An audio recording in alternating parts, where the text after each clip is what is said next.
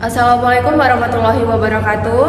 Perkenalkan, saya Tiara Nasya Arhama dengan NPM 2313041044. Saya akan mempraktikkan keterampilan membelajarkan kelompok kecil dan perorangan. Terima kasih. Wassalamualaikum warahmatullahi wabarakatuh.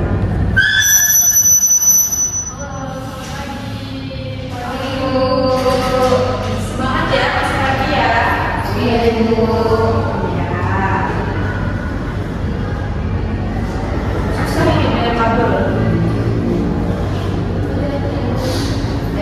Gimana kabarnya? Sehat? Alhamdulillah Sehat? Ya, Maura masih sakit ya? Ya, sudah dirawat Maura?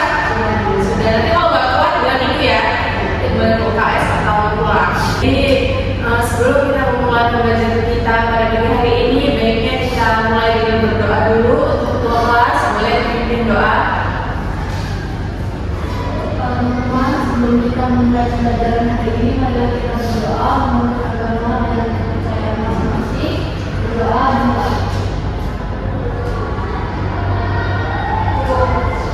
Baik, terima kasih Hilda. Ya, sebelumnya presensi dulu ya. Yang tidak hadir siapa? Yang tidak hadir Wisnu. Wisnu kenapa? Izin. Baik, dari suratnya ya. Ada bukan surat 1. Maura, hadir. Hilda, hadir. Audi, hadir. Oke, jadi yang tidak hadir hanya Wisnu ya. Ya, baik. Semangat nggak belajar hari ini? Semangat ya. Semangat ya. Ya. Jadi sebelum Ibu memasuki materi kita pada pagi hari ini, ada yang masih ingat nggak? Minggu lalu atau pertemuan sebelumnya kita membahas tentang apa?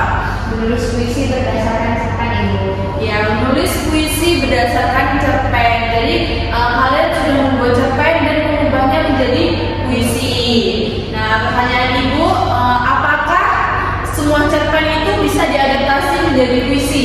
Siapa yang ingin menjawab? Audi boleh. Silakan. Menurut saya, tidak semua cerpen cocok diadaptasi menjadi puisi Ibu. Karena kan cerpen alur panjang, visualnya bintang atau penjelasannya sangat realistis.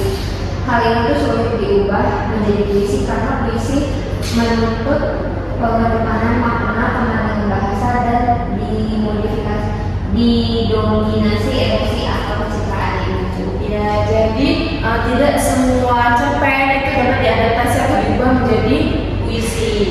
Itu materi kita minggu lalu. Materi kita hari ini yaitu mengubah petikan cerpen menjadi teks prosedur. Jadi setelah kalian membuat puisi dari cerpen, nah hari ini kalian membuat teks prosedur dari petikan cerpen. Nih, ada yang sudah baca belum materi ini? Sudah ya, harusnya ya di rumah ya, sedikit-sedikit ya. Ya Bu. Ya. Apa sih teks prosedur? Siapa yang masih ingat apa itu teks prosedur? Teks yang berisi langkah-langkah. Ya, benar banget, teks yang berisi langkah-langkah. Nah, di sini Ibu akan kembali mengenai ciri-ciri teks prosedur. Ciri-ciri teks prosedur yang pertama, boleh yuk Maura dibacakan yang pertama apa ciri-cirinya?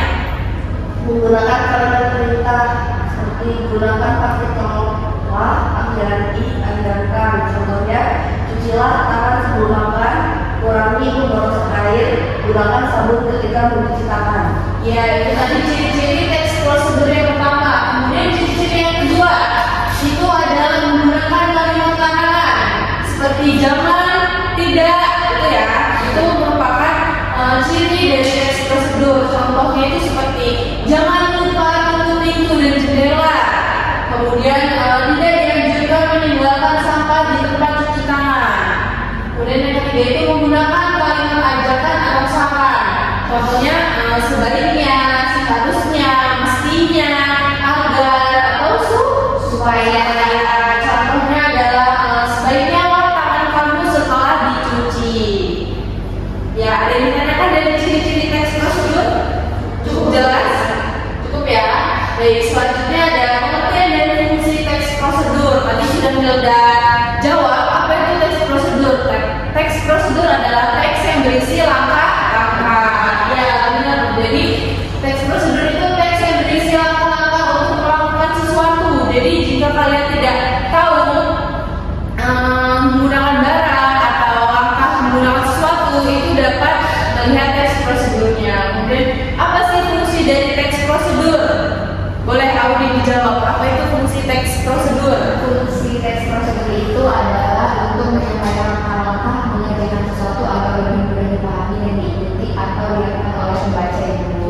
banget. Itu tadi fungsi dari teks prosedur. Baik, selanjutnya ada jenis-jenis teks prosedur. Ada berapa? Ada 3 Ibu. Ada 3, benar banget. Apa yang pertama? Teks prosedur sederhana Ibu. Ya, jadi teks prosedur sederhana. Apa sih teks prosedur sederhana ini?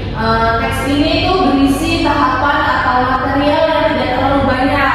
Nah, biasanya itu membutuhkan 2 hingga 4 tahapan saja. Contohnya itu cara menghidupkan kompor. Cara menghidupkan kompor kan sangat mudah ya.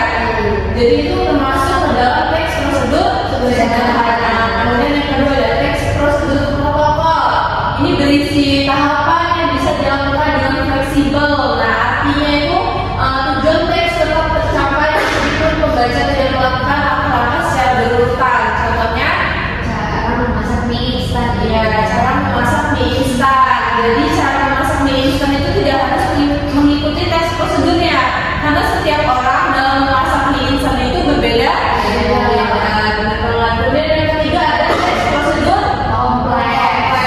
Jadi di tahapan teks prosedur kompleks ini biasanya itu membutuhkan alat, bahan, dan waktu yang lebih banyak dibandingkan teks prosedur sederhana. Nah, dalam teks prosedur kompleks ini banyak tahapan yang dilakukan. Contohnya itu cara membuat Kue bolu pandan. ya kue bolu pandan. Jadi dalam membuat kue bolu pandan ini kan membutuhkan alat, bahan, kemudian waktu, ya kan? Jadi masuk ke dalam teks prosedur kompleks. Sudah benar-benar ya, rasanya ya. Ya, selanjutnya itu bentuk penyajian teks prosedur. Bentuknya itu ada, bentuk lain Ibu. ya, terus PowerPoint sama bentuk grafis atau infografis.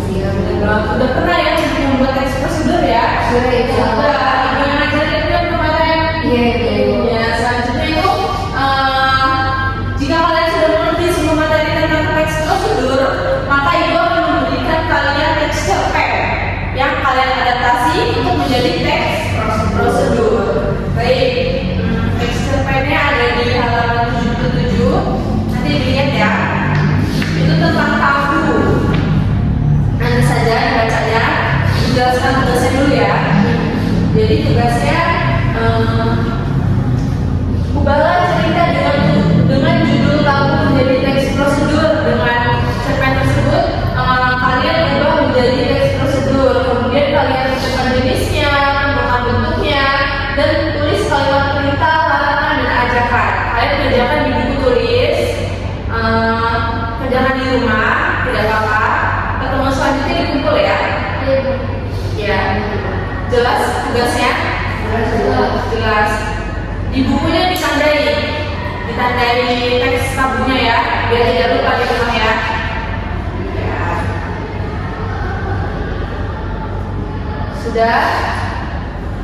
Sudah ya. Ada yang ingin ditanyakan dari pembelajaran kita pagi hari ini? Cukup ya? Sudah cukup jelas? Sudah. Baik. Gua akan melakukan refleksi nih dari pembelajaran kita pada hari ini. Apa yang kalian dapat dari pembelajaran kita hari ini? Kita mengubah teks cerpen menjadi teks prosedur. Iya, benar banget. Setelah kalian mengubah cerpen menjadi puisi, kalian juga mengubah cerpen menjadi teks prosedur ya.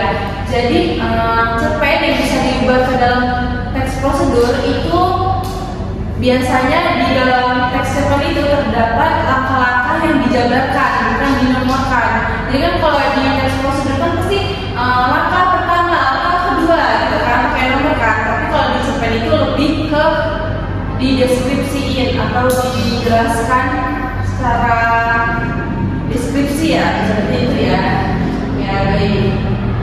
Itu tadi pembelajaran kita yaitu membaca cerpen menjadi teks prosedur. Ada yang sudah baca belum materi kita selanjutnya atau minggu depan itu apa?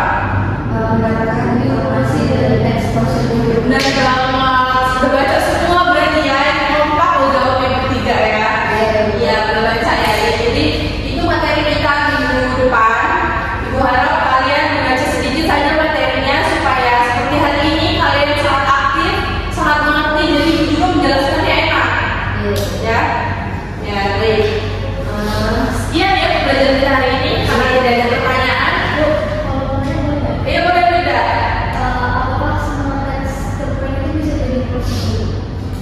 Jadi seperti yang dijelaskan tadi Firda, tidak semua teks cerpen itu dapat dibuat menjadi teks prosedur. Jadi mereka harus baca dulu di dalam cerpennya ini. Kira-kira ada nggak ya yang bisa dibuat menjadi teks prosedur? Teks prosedur kan tentang teks langkah-langkah. Nah, di cerpen itu ada tidak yang mengandung langkah-langkah? Kalau ada berarti bisa dibuat menjadi teks prosedur. Tapi kalau tidak ada berarti tidak bisa. Sudah paham tidak? Baik, ada yang ingin bertanya kembali? Cukup ya? Baik, jika cukup kita cukupkan juga pembelajaran kita pada pagi hari ini. Untuk Hilda, silahkan pimpin lagi doanya. Baik, untuk mengambil pelajaran hari ini, mari kita berdoa menurut agama dan kepercayaan masing-masing. Berdoa baik.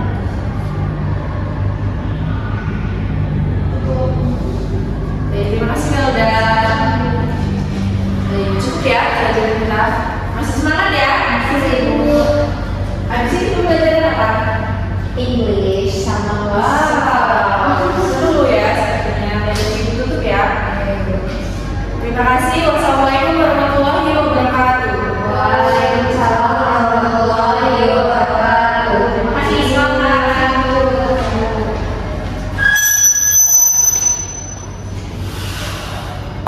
Assalamualaikum warahmatullahi wabarakatuh. Saya akan membacakan panduan observasi keterampilan mengajar mengelola kelas. Nama calon guru Tiara Nasy Arhama dengan NPM 231304144, tanggal 20 November 2025, waktu 10.00 WIB. Topik menganalisis informasi di ruang bincang, semester 5. Komponen keterampilan. Yang pertama, prinsip pengelolaan kelas, hangat dan antusias, tantangan, bervariasi, keluasan, dan penanaman disiplin diri sudah dilakukan dan sudah baik. Yang kedua, pengelolaan penataan ruang kelas, pengelolaan meja kursi, pengelolaan alat pembelajaran, pengamatan penataan keindahan dan kebersihan kelas, ventilasi dan tata cahaya sudah bagus dan sudah baik. Lalu yang ketiga, tindakan pengelolaan kelas. Yang pertama, preventif, sikap tanggap, perhatian, keterlibatan, dan lain-lain. Memberi perhatian pada waktu yang bersamaan saat mengajar, merumuskan perhatian kelompok pada tugas yang diberikan, memberi petunjuk-petunjuk yang jelas, menegur tingkah laku siswa yang mengganggu kondisi kelas.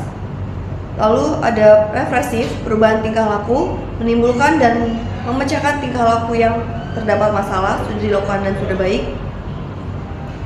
Terima kasih. Wassalamualaikum warahmatullahi wabarakatuh.